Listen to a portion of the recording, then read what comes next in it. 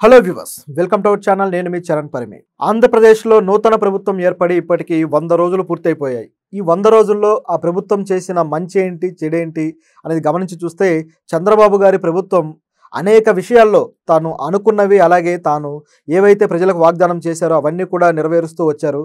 ఇందులో మాత్రం ఖచ్చితంగా ప్రభుత్వం యొక్క చిత్తశుద్ధిని మెచ్చుకోవాలి. ఈ 100 రోజుల పరిపాలనలో ఈ సంకీర్ణ ప్రభుత్వం ఏదైతే జనసేన, టీడీపీ అలాగే బీజేపీ కలిసి ప్రభుత్వాన్ని ఏర్పాటు చేశారు. సో ఈ ప్రభుత్వం అప్పటికే అనేక హామీలు ఇచ్చి, అంటే ప్రతి పార్టీ కూడా తమ హామీలకు బాధ్యత తీసుకొని మరి ఎలక్షన్లో పోటీ చేయడం జరిగింది. గెలిచిన తర్వాత ఆ హామీలు నెరవేర్చాల్సిన బాధ్యత మొత్తం చంద్రబాబు గారి మీదే పడింది. అయితే చంద్రబాబు గారు ఏమాత్రం వెనక్కి తగ్గకుండా ఖజానా ఖాళీ అయినా సరే ఆయన ఏ విధంగా పరిపాలన చేశారు, ఏ విధంగా ఖజానాను నింపే క్రమంలో అభివృద్ధి కార్యక్రమాలు చేపట్టారు, ప్రజలకు ఎటువంటి మేళ్లు చేశారనేది ఒకసారి గమనించి చూడాలి. ఎందుకంటే ఏపీలో అభివృద్ధి ధ్యేయంగా చంద్రబాబు గారు అధికారంలోకి రావడం జరిగింది. సో కునారిల్లిపోయిన అభివృద్ధిని తిరిగి ఎలా నిలబెట్టారు, ఏమేమి చేశారు, ప్రజలకు జరిగిన మేలు ఏంటనేది చూద్దాం. ఇది 100 రోజుల పాలన రియల్ రిపోర్ట్. రాష్ట్రంలో వృద్ధులకు, వికలాంగులకు, వితంతువులకు, ఒంటరి మహిళలకు పింఛన్లు గత ప్రభుత్వం 3,000 రూపాయలు ఇస్తుంటే చంద్రబాబు ప్రభుత్వం 4,000 రూపాయలకు పెంచింది. అధికారంలోకి వచ్చిన వెంటనే పింఛన్ల పంపిణీ కార్యక్రమం పండగ వాతావరణంలో ఆరంభమైంది. ముఖ్యమంత్రి చంద్రబాబు నాయుడు సారథ్యంలో తెలుగుదేశం, జనసేన, భారతీయ జనతా పార్టీ సంకీర్ణ కూటమి ప్రభుత్వం రాష్ట్రంలో అధికారంలోకి వచ్చాక చేపట్టిన అత్యుత్తమమైన కార్యక్రమం ఇది. ఈ ప్రభుత్వం అమలు చేసిన తొలి హామీ ఇదే కావడం ఇక్కడ ప్రాధాన్యత సంతరించుకుంది. ఈ కార్యక్రమాన్ని చంద్రబాబు ఐటీ శాఖ మంత్రి నారా లోకేష్ స్వయంగా ప్రారంభించారు. రాజధాని అమరావతి పరిధిలోని పెనమాకలో స్వయంగా అర్హులకు ఇళ్ల వద్దే పింఛన్ మొత్తాన్ని అందజేశారు. తెలుగుదేశం పార్టీకి చెందిన ఎమ్మెల్యేలు ఇందులో పాల్గొన్నారు. మేళ తాళాలు, డప్పు చప్పుళ్లతో పెనుమాకలో కోలాహలం నెలకొంది. రాష్ట్ర వ్యాప్తంగా 65.35 లక్షల మంది వయోధిక వృద్ధులు, వికలాంగులు, వితంతువులు, ఒంటరి మహిళలకు చంద్రబాబు ప్రభుత్వం సామాజిక భద్రత పింఛన్ను అందించారు. ముఖ్యమంత్రిగా చంద్రబాబు గారికి పరిపాలన కొత్త కాదు. 9 ఏళ్లు ఉమ్మడి ఆంధ్రప్రదేశ్ ముఖ్యమంత్రిగా, రాష్ట్ర విభజన తర్వాత ఏపీకి 5 ఏళ్లు ముఖ్యమంత్రిగా పనిచేశారు. సీఎంగా 14 ఏళ్ల అనుభవం ఉన్న ఆయన పనితీరు ఇప్పుడు కొత్తగా బేరుజు వేయాలని అనుకోలేం. కానీ ఈ 14 ఏళ్లు ఒక లెక్క, ఇప్పుడు జరుగుతున్న 5 ఏళ్ల పాలన ఒక లెక్క అన్నట్టుగా ఉంది. దీపావళి నుంచి 3 గ్యాస్ సిలిండర్లు ఉచితంగా ఇస్తామని ఇటీవలే తీపి కబురు కూడా చెప్పారు. ఏపీ కేబినెట్ మరో కీలక బిల్లుకు ఆమోదం తెలిపింది. గత ప్రభుత్వం తీసుకువచ్చిన ల్యాండ్ టైటిలింగ్ యాక్ట్ రద్దుకు ఆంధ్రప్రదేశ్ ప్రభుత్వ శాసనసభ ఆమోదించింది. దీంతో పాటుగా మరో కీలక బిల్లును ఏపీ కేబినెట్ ఆమోదించింది. హెల్త్ యూనివర్సిటీకి ఎన్టీఆర్ పేరు పునరుద్ధరణ బిల్లులను శాసనసభ ఆమోదముద్ర వేసింది. వైసీపీ ప్రభుత్వం తీసుకొచ్చిన ల్యాండ్ టైటిలింగ్ యాక్టుని తాము అధికారంలోకి రాగానే రద్దు చేస్తామని కూటమి నేతలు హామీ ఇచ్చారు. దీంట్లో భాగంగా రాష్ట్రంలో కూటమి ప్రభుత్వం అధికారంలోకి రావడంతో సీఎం చంద్రబాబు బాధ్యతలు స్వీకరించిన వెంటనే ఈ ల్యాండ్ టైటిలింగ్ యాక్ట్ రద్దు చేస్తున్నట్టు సంతకం చేశారు. ఈ బిల్లును కూటమి ప్రభుత్వం శాసనసభలో ప్రవేశపెట్టగా దానికి ఏకగ్రీవంగా ఆమోదం లభించింది. ఏది ఏమైనా చంద్రబాబు ఏపీ ప్రజలకు సంక్షేమ పథకాలను సమర్థవంతంగా అందిస్తూ ముందుకెళ్తున్నారు. రాష్ట్రాన్ని మరింత అభివృద్ధి దిశగా తీసుకువెళ్తున్నారు. ఈ 100 రోజుల పాలనలోని అనేక అంశాలు ఉన్నాయి. అవి కూడా సంక్షేమ అంశాలు మనం గమనించి చూస్తే విడివిడిగా అంశాల వారీగా మనం ఒకసారి చూద్దాం. రాష్ట్రంలో అభివృద్ధి ధ్యేయంగా కూటమి ప్రభుత్వం ఏర్పడింది. అప్పటికే ఆర్థికంగా పతనమైన ఈ ప్రభుత్వాన్ని తిరిగి గాడిలో పెడుతూనే సంక్షేమ పథకాలకు కూడా ఎటువంటి లోటు లేకుండా ప్రభుత్వం చర్యలు తీసుకుంది. ఇందులో ముఖ్యంగా రాష్ట్రం వచ్చిన తర్వాత మొట్టమొదటి పని భారీ స్థాయిలో పెన్షన్ల పంపిణీ.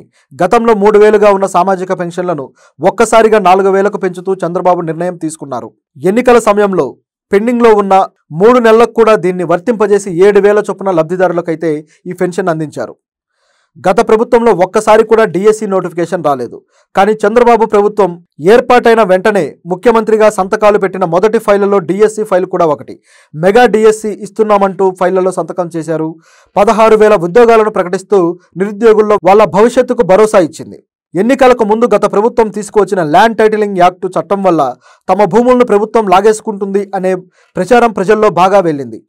ఈ యాక్టు రద్దు చేస్తామంటూ కూటమి ప్రభుత్వం నేతలు హామీ ఇచ్చారు. ఇచ్చినట్టుగానే చంద్రబాబు గారు ఆ యాక్టు రద్దు చేశారు. ఇవన్నీ ఒక ఎత్తు అయితే రాష్ట్రానికి కేంద్రం నుంచి తీసుకువచ్చిన నిధులు మరొక ఎత్తు. కేంద్రంలోని ఎన్డీఏ ప్రభుత్వం కూడా రాష్ట్ర ప్రభుత్వానికి ఎప్పుడూ లేనంతగా సహకారాన్ని అందించింది. అమరావతి నిర్మాణానికి బడ్జెట్లో 15,000 కోట్లు కేటాయించారు. ఇది మొదట్లో అప్పుగా అనుకున్నారు, కానీ గ్రాంట్గా ఇవ్వడం ప్రభుత్వ విజయమే. పోలవరం తొలి దశ నిర్మాణానికి 12,500 కోట్లు ఇవ్వడానికి కేంద్రం ఆమోదించింది. ఇది కూటమి ప్రభుత్వం సాధించిన అతిపెద్ద విజయం. కర్నూలు, కడప జిల్లాల్లో ఇండస్ట్రియల్ పార్క్స్కి 25,000 కోట్లు కేటాయించారు. కేంద్రం సహకారంతో ఫాక్స్కాన్ కంపెనీని ఎలక్ట్రానిక్స్ సెమీ కండక్టర్స్ తయారీకి ఒప్పించి తీసుకువచ్చారు చంద్రబాబు గారు. టాటా కంపెనీని ఐటీ ఎలక్ట్రానిక్స్ రంగంలో ఉత్పత్తుల కోసం తీసుకువచ్చారు. హెచ్సిఎల్ విస్తరణ చేసి దాదాపు 15,000 ఉద్యోగాలు కల్పించడానికి ప్రభుత్వం రంగం సిద్ధం చేసింది. ప్రైవేటు రంగంలో ఇవన్నీ భారీ స్థాయిలో ఉపాధి కల్పనకు తోడ్పడతాయి. ఎప్పటి నుంచో పెండింగ్లో ఉన్న గత ప్రభుత్వం అటకెక్కించిన విషయం ఏదన్నా ఉందంటే అది విశాఖ రైల్వే జోన్. దీనికి 52 ఎకరాలను పూర్తి హక్కులతో కేటాయించారు. ఇది కాక గత ప్రభుత్వం నిర్లక్ష్యం చేసిన అనేక బిల్లులను చెల్లింపు చేశారు. వీటిలో మొట్టమొదటిది, ప్రభుత్వం మీద ఆర్థిక భారం పెరిగినా సరే చేయగలిగింది ఏంటంటే ఆరోగ్యశ్రీ సేవలకు గత ప్రభుత్వం బిల్లులన్నీ బకాయిలు పెట్టింది. ఏ బిల్లులు చెల్లించలేదు. చివరికి ఆరోగ్యశ్రీ సేవలు ఏవైతే ఉన్నాయో అవి మేము అందించము అని చెప్పేసి ఆసుపత్రుల యాజమాన్యాలు కూడా ప్రకటించడం జరిగింది. అటువంటి తరుణంలో చంద్రబాబు గారు 700 కోట్లు ఆరోగ్యశ్రీకి బిల్లులు చెల్లించారు. గతంలో ఇసుక పాలసీ ప్రజలను నానా ఇబ్బందులు పెట్టింది. ఇసుక మాఫియా వీర విహారం చేసింది. కూటమి ప్రభుత్వం అధికారంలోకి వచ్చాక ఇసుకను ఉచితంగానే అందిస్తాము, కేవలం రవాణా ఛార్జీలు మాత్రమే వసూలు చేస్తాము అని చెప్పి అదేవిధంగా పథకాన్ని అయితే తీసుకురావడం జరిగింది. దీనివల్ల భవన నిర్మాణ కార్మికులకు ఉపాధి మళ్ళీ దొరికినట్టయింది. అలాగే పడకేసిన గ్రామ పంచాయతీలకు కూడా మహత్తరమైన మార్పును తీసుకొచ్చారు. ఉప ముఖ్యమంత్రి పవన్ కళ్యాణ్ పంచాయతీలకు కొత్త కళ తీసుకొచ్చాడు. ఒకేసారి 13,326 గ్రామాలకు గ్రామ సభలు నిర్వహించి వరల్డ్ రికార్డు సాధించారు.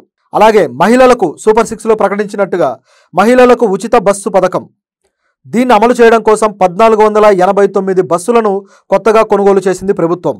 త్వరలో ఈ పథకం కూడా రాబోతుంది. గత ప్రభుత్వం నిర్లక్ష్యం చేసిన అన్నా క్యాంటీన్లను చంద్రబాబు ప్రభుత్వం తిరిగి ప్రారంభించింది. తొలి దశలో 100 క్యాంటీన్లు, నిన్నైతే మరో 75, అలాగే మొత్తం 175 అన్నా క్యాంటీన్లు అయితే తెరిపించడం జరిగింది. ఇంకా తెరిపించాల్సినవి ఉన్నాయో అవి కూడా చేస్తూ పోతున్నారు. ఇవన్నీ కూడా వలస కూలీలకు అదేవిధంగా రోజువారీ కూలీలకు ఆసరా అయ్యాయి. విజయవాడ వరదలను ప్రభుత్వం ఎదుర్కొన్న తీరు కూడా ప్రశంసనీయం.